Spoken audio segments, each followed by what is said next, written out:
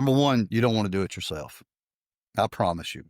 I mean, if you can do it better than we can, then we'll send you 1,000 that you can do.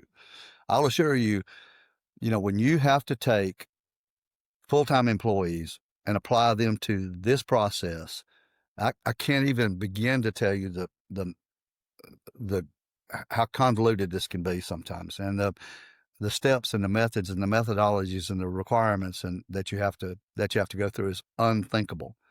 We're audited by each government agency at least annually, and you'd rather have a stick in the eye, quite frankly, to have them there. But it's a necessary evil. We're fortunate to have always passed with no problems, but it's very complicated. So having to do this internally, I can't even fathom it. The business of healthcare is hard, creating a Badlands of terrain that is difficult to navigate. Some think the most brilliant minds in business are on Wall Street. They are wrong. The most brilliant minds are in healthcare. They have to be to thrive and survive. This podcast explores concepts in leadership, management, sales, and negotiation with those brilliant minds. The Healthcare Badlands Podcast is generally planned, but unscripted, unedited, and uncut, so you get the honest and unfiltered experience. Your host is Dr. Tom McDougall, a 30-year veteran of healthcare with 23 years of hospital CEO experience. His guests are carefully selected experts from across the industry. They offer insights, expertise, and some great real-life, often hilarious stories. Now, let's jump into the episode. Welcome to the Healthcare Badlands Podcast. Today, I'm very excited. I have dual guests. I have Jeff Morgan and Kristi Burgess, both of J.L. Morgan and Associates. It's one of the premier consulting firms in the United States to help organizations with tracking, collecting patient satisfaction and quality data so that they can meet all their reporting requirements. So, Jeff, Kristi, thanks for joining me. It's our pleasure. Thank you. Absolutely. Excellent. Well, let's jump right in because I have some questions for you. I know your organization well, and so I'm very familiar with you over time, but talk to me about the role that J.L. Morgan plays and how you interact with healthcare organizations on a daily basis. Well, great questions, of course. So, we're in Birmingham. Kristi and I have been together now 4 years. 4 years. We've been doing this since early 2000. So, we're one of the original CAPS vendors, still, and obviously still are. We work with nearly 1,000 hospitals, ASCs, home health agencies, physicians, clinics, you name it, across the country. We're privileged to be in this business, and we've enjoyed it. Our business has grown over the years. So I sort of started this business, back in the day. My background is accounting, nursing, MBA. I think I'm trying to find something I can do. But I worked in the hospital business for years. I knew Tom. So in doing that, when we began this, we started out, or I started out in the nursing level and then the administrative level, and noticed that in the meetings we went to and the things we tried to do to improve patient care and outcomes and those type of things, we worked with a vendor whose data was provided to us in a more of a extended period of time. So we knew what we did in a manner that it was weeks and months after the fact that we received the data. So it's hard to affect change, in that regard.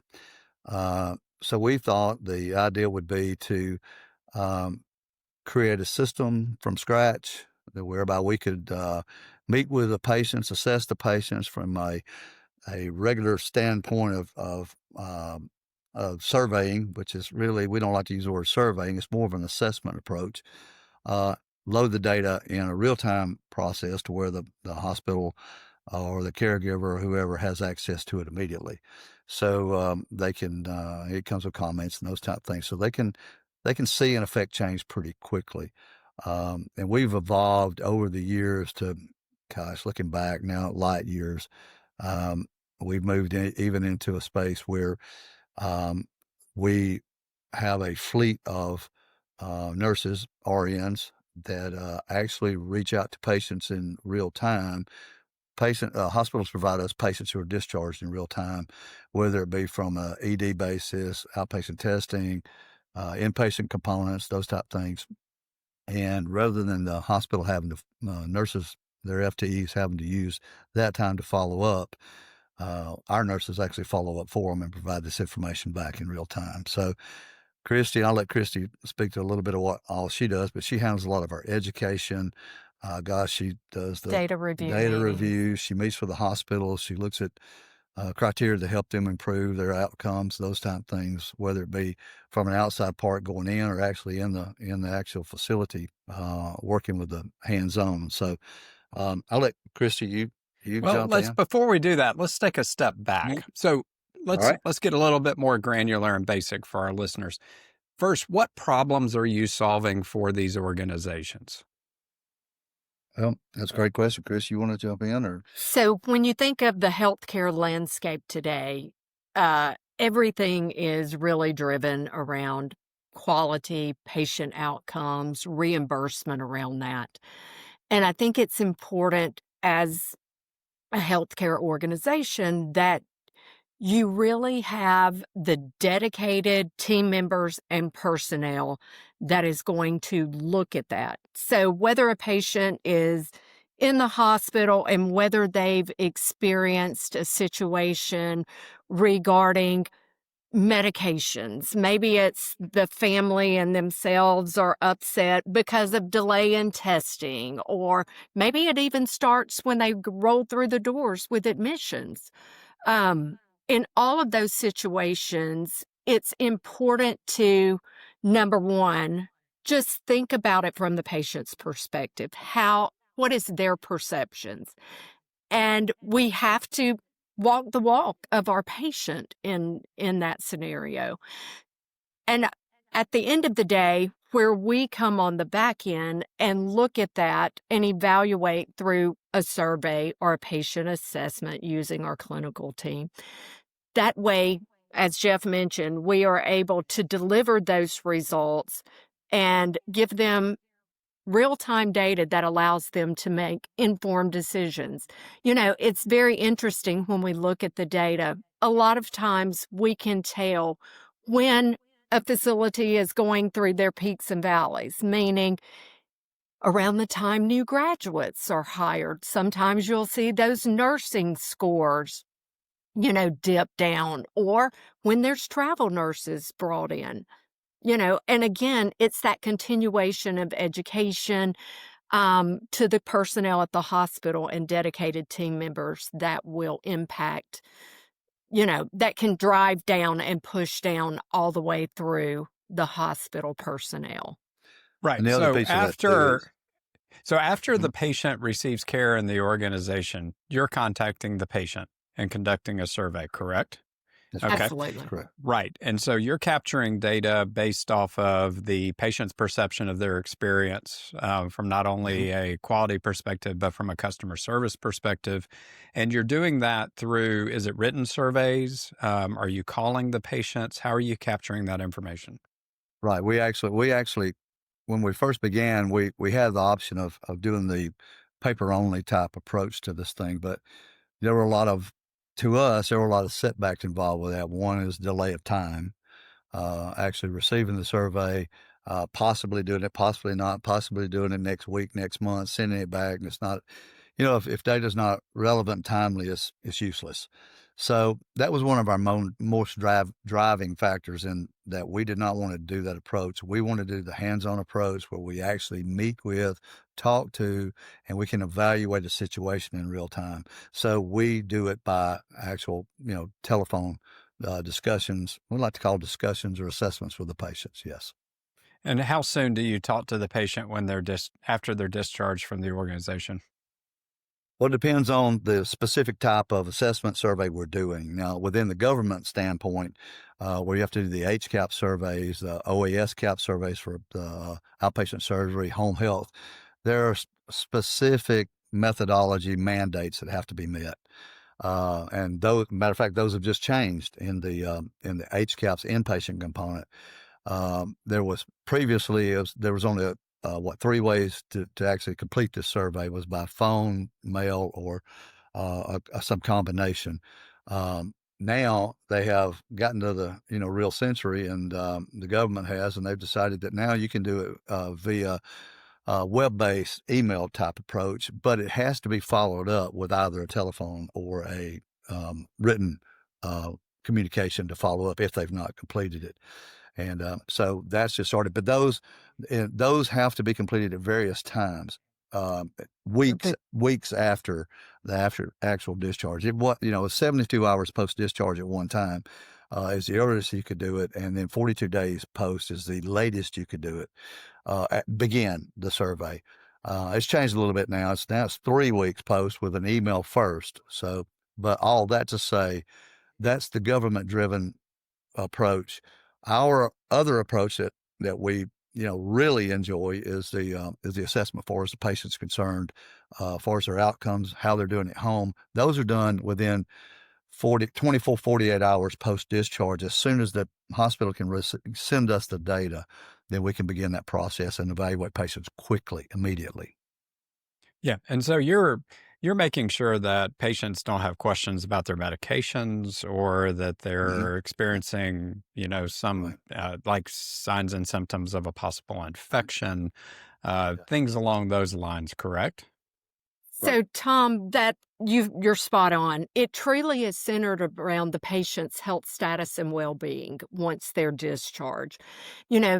The timeliness of this and having clinical personnel conduct those calls allows the opportunity for us to evaluate, were they able to get their prescriptions filled? Because that becomes so important with a lot of patient diagnoses when if they don't have transportation, if they don't have the funds, if they don't follow up on their physician's doctor visit, those type of things, we know that's going to walk that patient right back into that ER setting where they come back and be readmitted to the facility. And then you have, you're looking at implications of the 30-day readmission penalty. So it's those type of questions. And like you mentioned earlier, additional questions about whether they even understand, what the instructions were provided at the hospital. Do they need clarification? That's the important part that we feel in hiring clinical personnel and doing this. It gives the opportunity for them to truly assess the patient, but probe deeper. And I think that's what's so unique about nursing is the way we communicate with patients, the way we're able to take the information provided and assess that and go, okay, I need to go deeper with this patient. I need to probe. I need to yield greater information. So again, I was recently looking at data and, they have a situation where they were ordered home help. They need to talk to the social worker. They've not been able to get but an initial phone call and things like that. And the great thing about doing the discharge outcomes or assessment calls is that, you don't have to talk to the patients on those. You can talk to a caregiver. And when a patient a lot of times is discharged home, they truly are not in a capable state of being able to complete this. So I think having the opportunity that it's not a true mandated survey and that you can speak to the caregivers is extremely important. Now, one other thing too, and one other thing, Tom, too, about this particular thing is that, anytime there is an issue, then we alert the hospital immediately. If there's, and we try to, gosh, what's a good word? We try to, some issues are more hot than others, obviously Absolutely. from a nursing standpoint, a medical standpoint. One such thing is that, and this happens more than what we'd like to admit it happens, but it does. We'll have patients who are in an acute situation where they're talking about taking their own lives immediately, then while they're on the phone telling us about it. And at that particular time, then we keep the patient on the phone. then we call the hospital. Sometimes we have to call the emergency rescue people, those kind of things. But we call the hospital immediately and give them that information and get them intertwined with that patient at that particular time, because that's an acute situation. It can't be. And we've been fortunate that we've gotten some notices back a time or two that, they make you feel good. We actually help save lives. So it makes it all better. It makes it all worthwhile. So, it's a needed, whether we do it or hospitals do it, obviously it has to be done, because, one person, it makes it worth it all. So. Right. So I guess you then, when you hear something from a patient that causes you concern, you're going to prioritize how the response is going to occur. And so you're providing a feedback loop to the organization. Are you also taking action? Yes. Will you call the EMS provider directly and say that somebody needs to get over there? Mm-hmm. Yep. We do that. We're not going to take a chance of it being wrong. So our philosophy is we'd rather be too aggressive than, aggressive is not a good word. Well, maybe it is.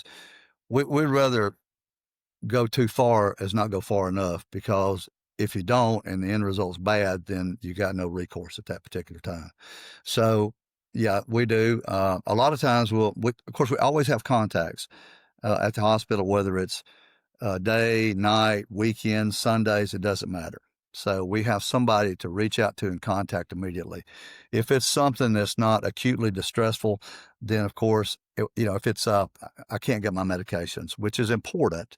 If they can't get their medications, they'll end back up in the hospital and end up back in the ED. The 30-day readmission penalties come into play. It's financially destructive. It's all kind of things. So, but still, that is a less severity of an issue than something that's life-threatening at that particular time. And the hospital would see that come through as a patient alert, Right. but it wouldn't take the advanced actions of, contacting the point person at the hospital and taking those additional extra steps.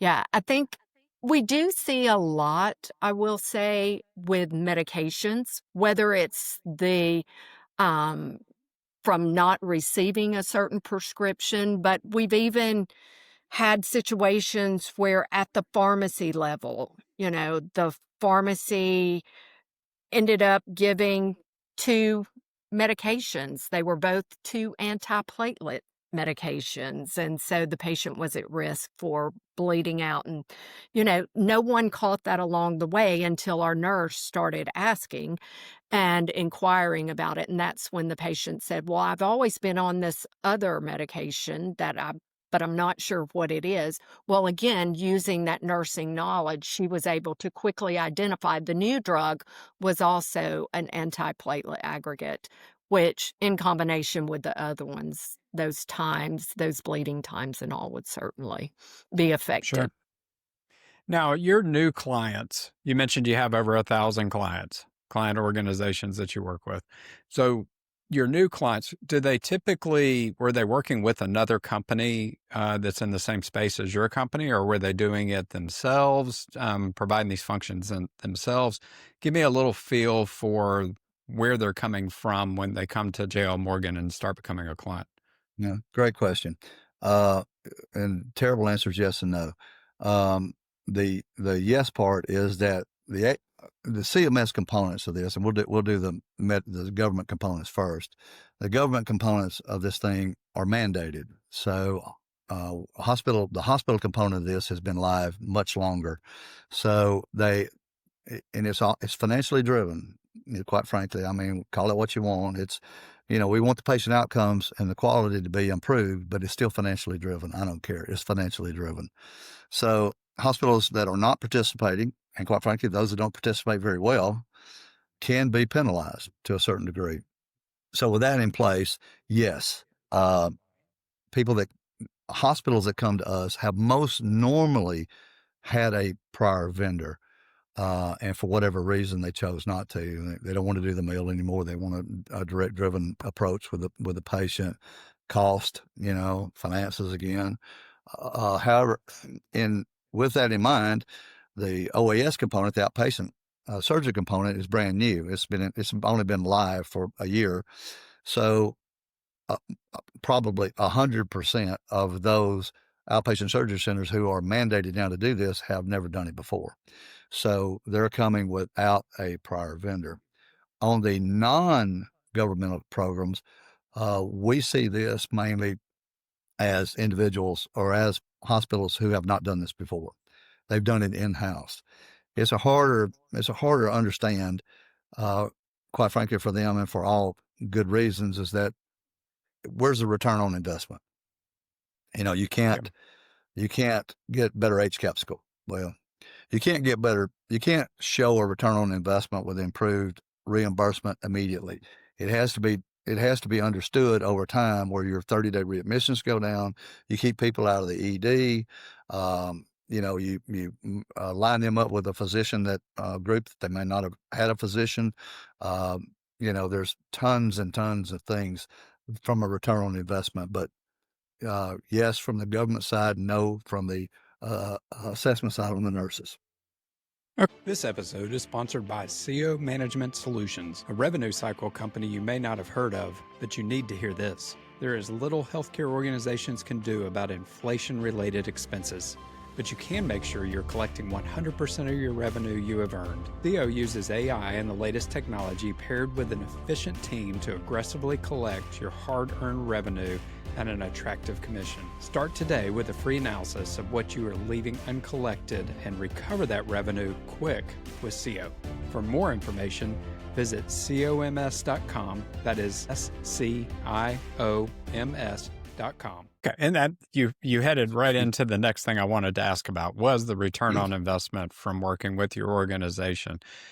So how do you measure that? And give me some examples of typical or actual results that you've been able to document after a period of time of working with J.L. Morgan versus, for example, the hospital or the surgery center doing this on their own. Yeah, and I'll speak briefly, and Kristi, jump in here too. We can look at a financial return on investment too. That's not our forte on the finance side, but we can look at it just from a perspective. We have hospitals that do the HCAPS survey. Also, we have the same hospitals that do the assessment piece of this, which are completely different from each other. So perfectly within reasons and limits of the government. So what we can easily do is we can look at those patients who, on several different ways, those patients who were discharged that will be in the HCAPS survey, as well as those same patients discharged who received an assessment. Once those processes have been completed, then we can look back and we can look at patients of those who completed a survey, which are government mandated and reported to the government, to see how those surveys equated relative to those who did not do one. And interestingly, it's for good reason. The patients tend to score better if they've received a nurse reaching out to them. And so, we see that, which obviously equates to higher scores, which equates to better financial reimbursement. We also measured against a lot of these same hospitals we do the ED components for. So we can see how many of these patients readmitted back to the ED. And so we can look at the percentage values of those, hopefully less, and they are, quite frankly, for those that we identify issues with, that were followed up with, that did not end up back in the hospital in 30 days. So the readmission penalties are less. So those financial indications and return on investment are much higher than you might imagine. Yeah, and I've always had this ongoing debate from when I was operating hospitals of, just what you were talking about. So you've got multiple methods to complete this. Yes. So I've got two different options. I can do this in-house, or I can outsource it to a company like yours. So that's my first option. Sure. My second option is paper survey versus doing the phone call survey. Correct. From your experience, kind of rank these for me from the highest score results that the organization experiences versus to the low. So that's part of this ROI calculation, is trying to figure this piece out. Yeah. Yeah. You want to? So which one gives me the highest results? Which combination of those two options? Well, quite frankly, you know, are you referring to which methodology Yes. gives you? So, Yeah. doing it mean, internally or outsourcing. So that's Yeah. my first option. And then No, obviously, yeah. paper versus phone call. So if I want to choose the method from those four combined options, so I got a 2x2 grid, which of those is going to give me the best option or best results based on your experience? Great question. Number one, you don't want to do it yourself. I promise you. I mean, if you can do it better than we can, then we'll send you 1,000 that you can do. I'll assure you, when you have to take full-time employees and apply them to this process, I can't even begin to tell you the how convoluted this can be sometimes, and the steps and the methods and the methodologies and the requirements and that you have to go through is unthinkable.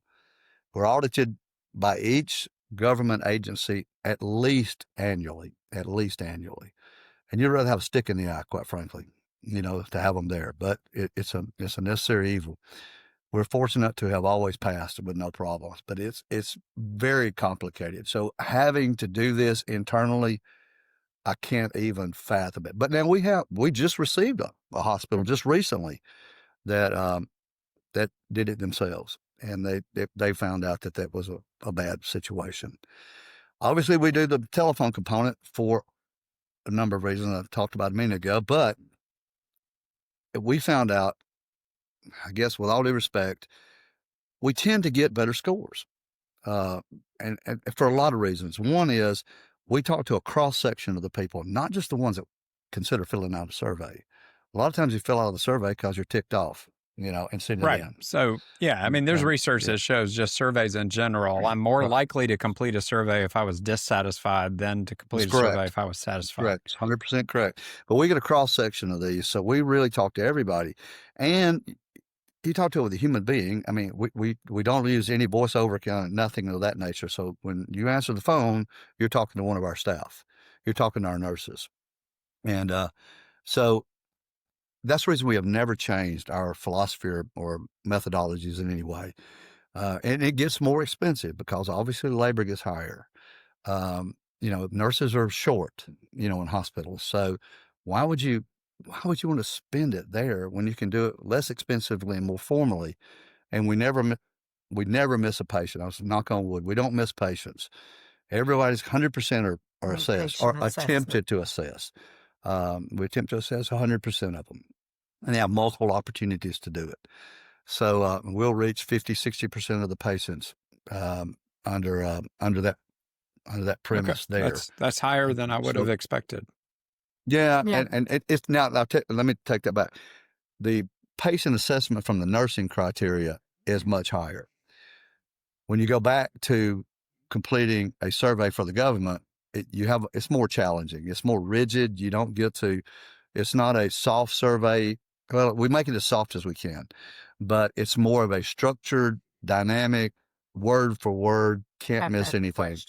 And you can't in any way lead the patient, which causes you to have issues with how you want to explain a question. You have a lot of patients who are less than educated, so they don't understand what the government's written on here. And we have to be very careful because they audit us live and recorded. And so we have to be careful how we tell what a question is, because they'll tend to say it's leading. So, but the response rates are lower, and our HCAHPS rates are probably mid 20%, which is actually, quite frankly, better than the country. And we're proud of our OAS. The outpatient surgery is much better. It's in the mid 30% range. So you're able to reach more patients, even though it's a different, same sort of criteria as far as methodology, but a different type of patient. Makes sense. And this is really, to your point earlier, this has evolved over a couple of decades. And Yes. healthcare organizations are a lot more interested in this now that there are financial penalties. And at least from my perspective as a hospital operator, when it became publicly reported data and the patient Yes. had access to it and the media would start writing articles about things like that, I became more interested. I admit it. Sure. Yeah. That became something that was more gaining my attention. So it's evolved to this point. My question for the two of you as experts is, where's the next evolution? How do you anticipate that this element of, and I'll call it hospital operations, surgery center operations, because that's what it is. Where do you see this element evolving to over the next 5 to 10 years? Go ahead. No, I'll say what real quick. I'll tell you where I think it's going. It's going from outpatient. It's going from home health to inpatient to outpatient surgery. Now, look, call it what you want to. I mean, it is quality driven. It does make a. The hope is it affects change in the future as far as patient outcomes are concerned. That's great, and that's what we all want. But it's financially driven too. I don't care what anybody tells you. It's financially driven. It's 100% financially driven with the hope of better patient outcomes. So, if the government yields to the fact of these particular services, well, I'll assure you, ED's coming. That'll be next. You're going to have the physicians looked at completely. I mean, it's all going to fall into the same way. This is the tip of the iceberg. They're already looking at a component of this, which really is live now, not to this degree, but for behavioral health. So those go in play. You have the MIPS program that looks at the physician clinic components on a couple of months out of the year, not an annual basis. But all of this is coming. All of it. You look at healthcare outside of the military spending. This is probably one of the largest expenditures of the government. So it's a financial look. And hopes and it's a double-edged sword. I mean, if you improve quality of care, you're going to decrease the issue of the spending as well. But we see absolutely. it expanding. Yeah, poor quality outcomes is expensive. It's extremely expensive. States are even getting on board with this, Tom. Like culture of safety in Florida, specifically the state of Florida, they have mandated that to be conducted and completed. So while you don't have to have an outside vendor doing that, a lot of people just want to, because of it being anonymous, they want to ensure that their employees don't feel like there's going to be any issues, problems, retribution after the fact. But one other thing I want to add, I think when you ask about what is this going to look like in 5 years, 10 years, everything nowadays is driven off perception, patient reviews, things such as that. You go to a restaurant, you give a review. Everybody's centered around that. We have seen that really continue to be a driving factor. And over the past even 2 years, I think that has certainly been a more look for the hospital to understand, using the quality question, what is our net promoter score? That has been something that we have really been seeing increase. We have a number of clinics using that now. We created the net promoter assessment score program for a lot of we use it for the hospitals and ASCs as well. But it gives you a perspective on obviously where your patients' perspectives are. And are they going to come back into your doors? Where is their loyalty? It's very interesting. You're 1,000% correct.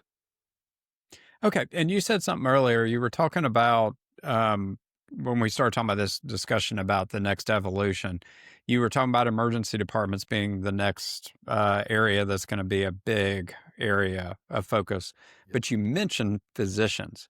So were you suggesting that individual physician practices were going to be subject to this at some point in the future? I can't imagine why they wouldn't be. Of course, I don't have any inside knowledge as to what's next and what's coming. I would. There's that. We look at clinics now under a CG CAP survey. clinical group survey. And it's more of a broader overall perspective of the clinic with some physician components in. Of course, the HCAHPS has a physician component in it as well, but not directly to the practice. So I suggest that I wouldn't be surprised. I would be more surprised if it was not in there. Now, granted, their lobbying activities are probably stronger than the hospitals are, quite frankly. Yeah. And that does play a part, but the truth's the truth. But I would think they are on the board as to this happening, and it may be well on down the road. It may be last, maybe never. And this is just speculation. So ED CAPS is in beta testing. Yeah, that's already in beta testing. It's gone through the third beta test. Yes. Yeah. Right. So and we say that's next. It appears to be the next component. So yeah. Well, this has been Jeff, Kristi. Thank you. This has been really interesting. It's a component of operations that a lot of us don't think about, but it's certainly extremely important, and the downstream implications are so strong. So thank you for all that your organization does to help these healthcare organizations not only meet requirements, but become better organizations. We very much appreciate the opportunity, and Kristi and I stand ready to help in any way we can, Tom. Thanks a lot. Appreciate you inviting us. Thank you for listening to the Healthcare Badlands Podcast. As always, please like and subscribe so you don't miss future episodes. If you have suggestions for topics or guests, please email those to podcast@badlands.pro. This podcast is for informational and entertainment purposes only and should not be considered legal advice. Some information shared may include fictitious names.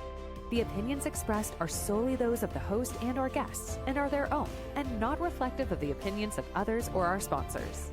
Thanks again for listening, and we hope you'll join us on the next episode of the Healthcare Badlands Podcast. Until then,